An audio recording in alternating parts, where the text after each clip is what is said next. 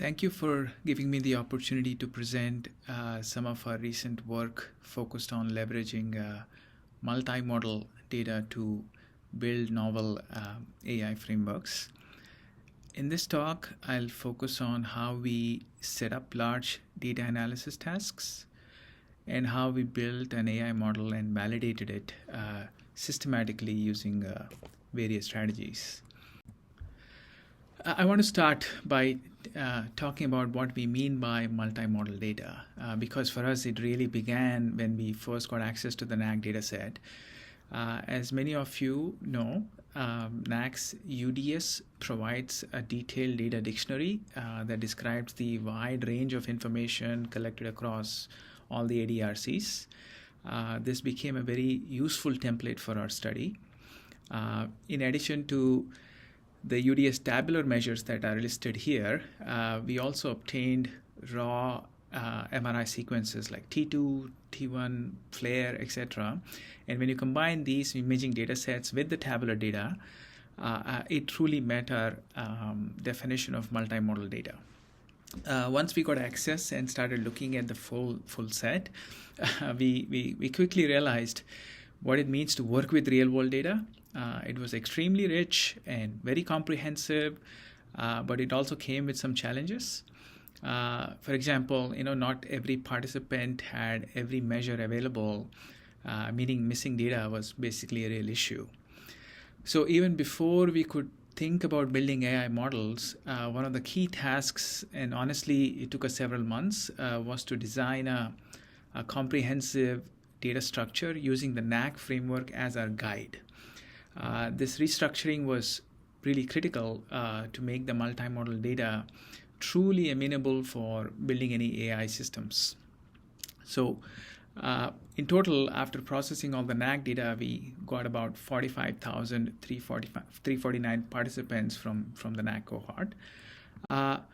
We also obtained access to several other cohorts, which are listed on this slide. Some of these, like ADNI and PPMI, are publicly available. Some others, can be accessed upon request. One important thing we quickly realized is that people often talk about data harmonization, but when it comes to actually preparing multiple cohorts for AI model development, it's a huge undertaking. We had to harmonize all these data sets ourselves, and it took quite a considerable effort. Fortunately, the NAC data structure served as a strong template for us. In practice, when we converted all the available data from all these cohorts into a structure that aligned as closely as possible with the UDS framework. Just to clarify why NAC was such an effective template for us, the first thing is that the UDS was by far the most comprehensive framework compared to the others. And the second, NAC had the largest sample size, like I showed in my previous slide, making it kind of an obvious choice to guide our data harmonization efforts. With this multimodal data, our goal was to build an AI model that could perform differential diagnosis of dementia. The model essentially basically does two key things. First, given a person level data, it identifies whether they have healthy cognition, mild cognitive impairment, MCI, or dementia. Second, if there is cognitive impairment, the model goes a step further to predict the underlying cause. And importantly, it can also recognize cases where multiple etiologies are present. So from a technical standpoint, one of the major challenges was to design a unifying computational framework that could bring together all types of data, meaning both the tabular clinical data from NAC UDS as well as the MRIs. We achieved this by using a machine learning architecture called a transformer, which many of you might recognize as the backbone behind systems like ChatGPT. In fact, the T in ChatGPT stands for transformer. So after developing the model, we basically conducted extensive validation studies across different data sets and clinical settings. And in the next set of slides, I'll walk you through those results. So since we had access to multiple cohorts, we made a careful decision to split them into two groups. Some cohorts were used exclusively for training the model, while the others were reserved for testing the model. We combined the training cohorts to build the model and then evaluated it independently, basically on the testing cohorts. On this slide, you can see plots that basically shows the model performance on the testing data sets. And overall, the results basically show that the computational model or the model performed reasonably well. So in short, the idea here was simple but important. Train on one set of data, test on a completely separate data set. This approach basically gave us a strong form of computational validation, making sure the model performance was not just fitting the training data, but generalizing basically to new unseen data. We also tested how well the model could diagnose or identify 10 different types of dementia, including cases where people had more than one dementia at the same time. This was a key innovation in our work, as we believe this is the first of its kind demonstration on how AI can be used to evaluate mixed dementias. Overall, the model performed reasonably well, even after adjusting for how common each dementia type is. The weighted averages stayed pretty high. Some combinations like Lewy body dementia or Lewy body disease and psychiatric conditions were kind of easier for the model to pick up, while some others were trickier. Interestingly, we saw similar patterns when we compared this to expert neurologists like TBI and small vessel disease, etc. We also checked if the model's predictions matched up with biomarker results. And the answer is yes. They lined up pretty well. For Alzheimer's disease, the model's predicted probability of AD was higher in people who were positive for amyloid, tau, and even FDG PET biomarkers. Similarly, for frontotemporal dementia, people who showed frontotemporal atrophy or hypometabolism on MRI and FDG PET had higher predicted probabilities for FTD.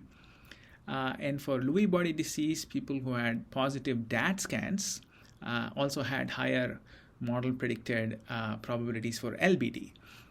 So overall, we think that the model is it's not just picking up clinical symptoms, it's also aligning with the underlying biology, which is, I think, really important for kind of building trust in these AI-based models. We also validated the model against actual neuropathology in cases where we had postmortem data available. And again, the model held up pretty well. As people showed more severe Alzheimer's pathology, like higher TAL phases for amyloid plaques, higher Bragg stages for tau, and higher CRAD scores for neuritic plaques, the model also gave them higher probabilities of having AD with pretty strong statistical significance. We saw similar trends for vascular pathology as well, like individuals with cerebral amyloid angiopathy, etc., had higher predicted AD probabilities. The model also picked up vascular dementia and frontotemporal dementia, showing higher vascular dementia probabilities in people with microinfarcts and higher FTD probabilities in those with TDP-43 pathology. Altogether, I'm trying to say that, at least we believe that these results kind of show that the model isn't just matching clinical symptoms, it's also really tracking disease biology, confirmed actually at autopsy, which I think is a very powerful validation. Finally, the icing on the cake, we tested basically whether our AI could help clinicians improve their diagnosis of dementia.